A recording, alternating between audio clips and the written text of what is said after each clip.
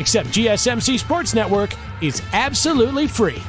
Hello everyone and welcome back into the GSMC Dead Ball Sports Podcast, and for our third segment of today's show, we'll be looking at one of the NBA's most thrilling parts and aspects of their All-Star Weekend, the dunk contest. But as of late, it has kind of lost a little bit of its luster just because none of the big stars are willing to participate within it, and a lot of people want to see that happen.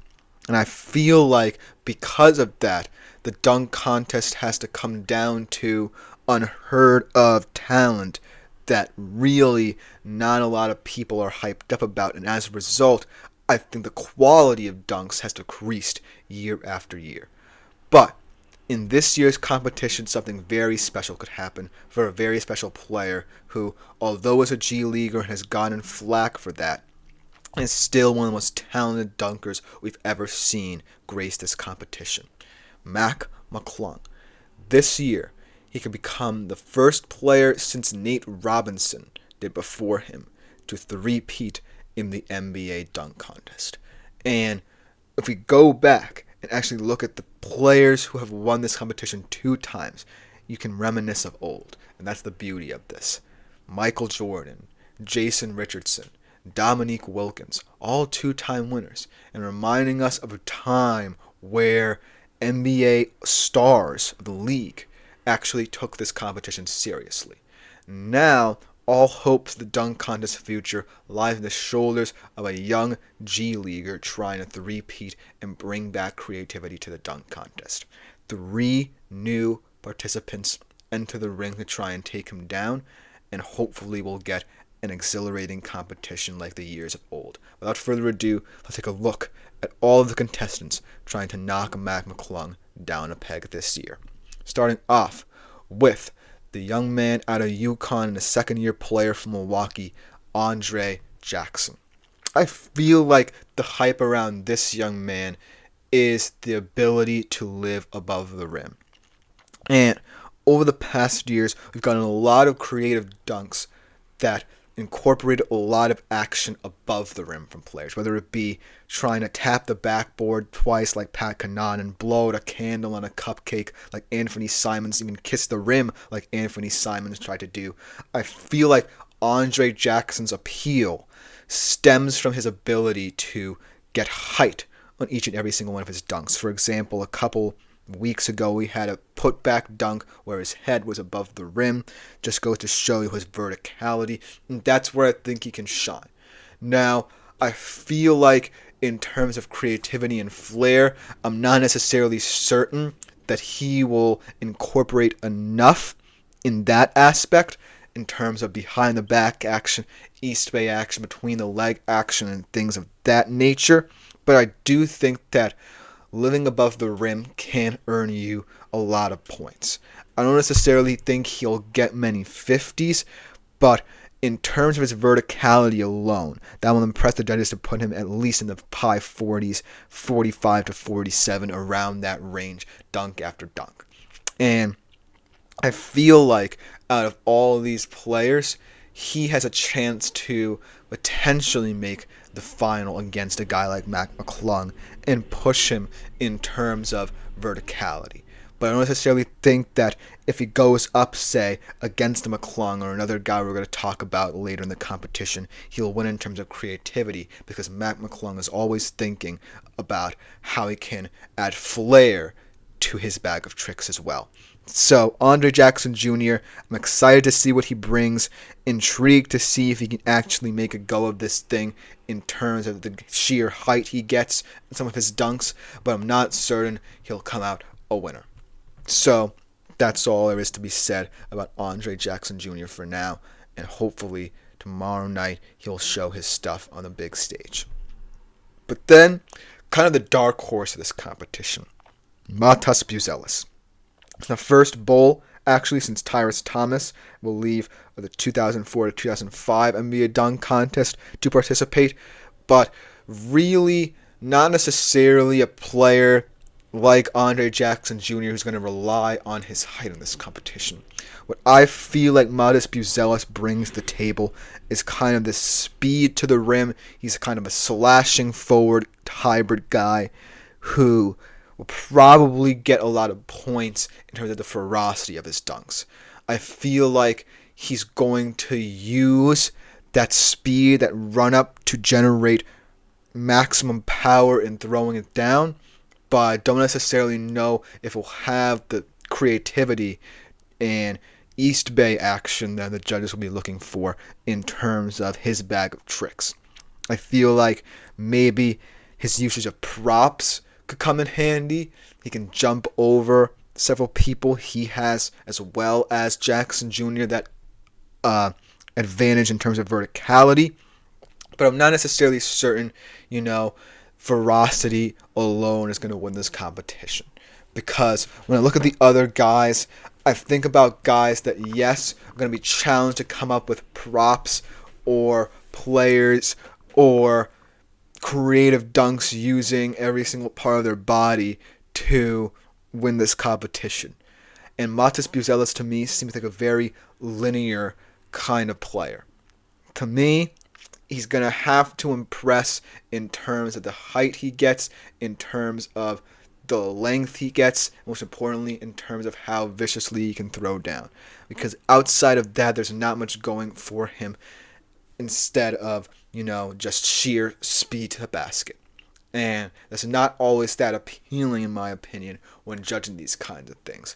I want to see players get creative when they get to the rim, and Buzelis just kind of is, to me, a little bit too one note, at least in terms of the regular season dunks he's put down in terms of this competition. He may bring out, say, the Bulls mascot and try and do some Aaron Gordon-esque stuff, but I don't necessarily know if he's the kind of player capable of pulling it off like Aaron Gordon was able to.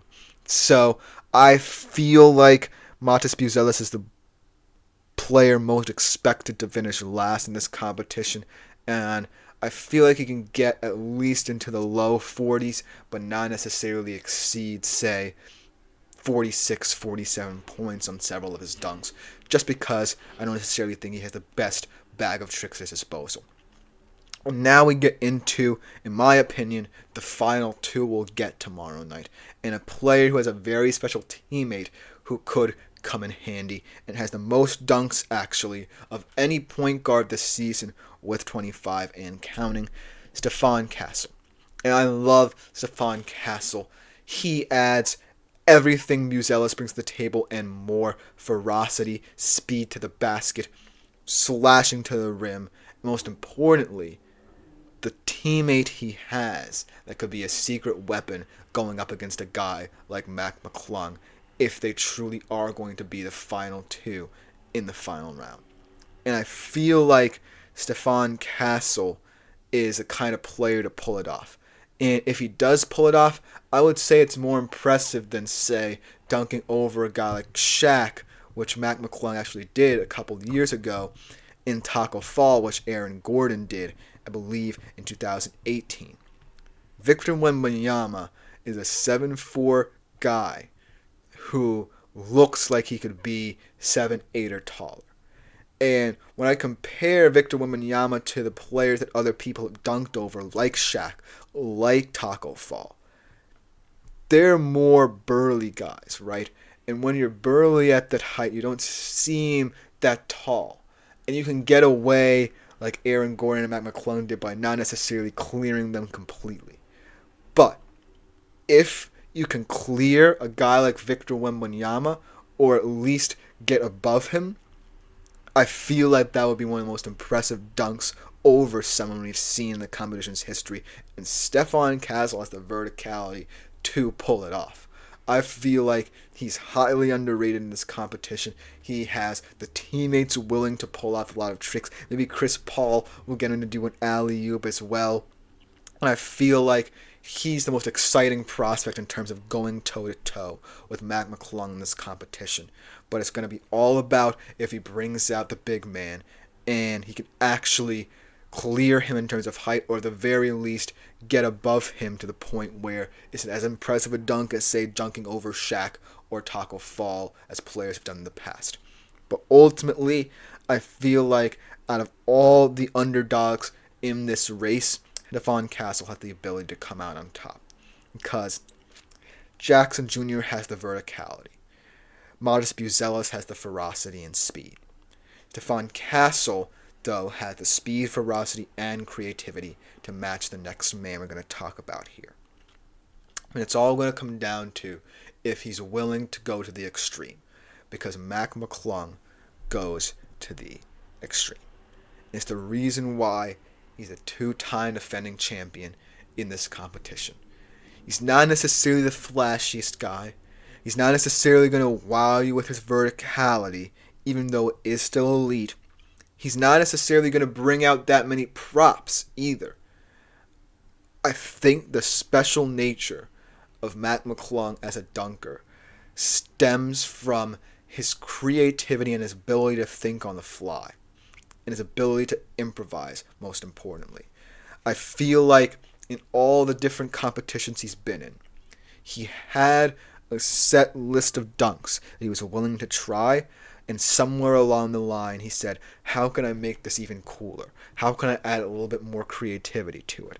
And every single time, a dunk that normally, in my opinion, would not come across as appealing in a dunk contest stage as one would expect, becomes one of the better dunks in a competition on any given night, especially in this dunk contest climate. So that's what these competitors are going up against. They're also going against the fact that outside of greats like Michael Jordan, Jason Richardson, Dominique Wilkins, and Nate Robinson, McClung has a chip on his shoulder. He will be the only three-time champion who is not an established NBA player. And that's saying something with the state of this competition. The fact that a G Leaguer has a chance like this to threepeat, even though his competitors have not been the most elite when it comes to taking this competition seriously. That's what I love about McClung. When given the opportunity, he's going to take it and take it in spades. And I'm really excited to see what he brings to the table. Ultimately, though, I'm just hoping for a thrilling dunk contest in general. Because over the years, it's been very lackluster. And yes, McClung has had very impressive performances over the past 2 years, but they've been just about it. There's been really no one to challenge him in terms of dunking supremacy, and I want this year to be a year where a new talent can emerge who will be willing to go again and again, like a guy like McClung has been willing to do these past 3 years. Ultimately, that's the big question. Can McClung, a young G Leaguer out of Gate City High School, win the competition 3 times? Something that no one outside of Nate Robinson has done. Imagine that narrative. One of the shortest men to play in the NBA wins it 3 times, and a young G Leaguer wins it 3 times. Something that not many players can say they've done. Let me know what you think about the dunk contest. Coming in next, we transition from talk of the All-Star Game to our final Bubble Watch segments of this March Madness period, talking about the mid-major teams that could be potential Cinderellas for you in your brackets come March Madness time. We'll be right back to talk about them after this short break.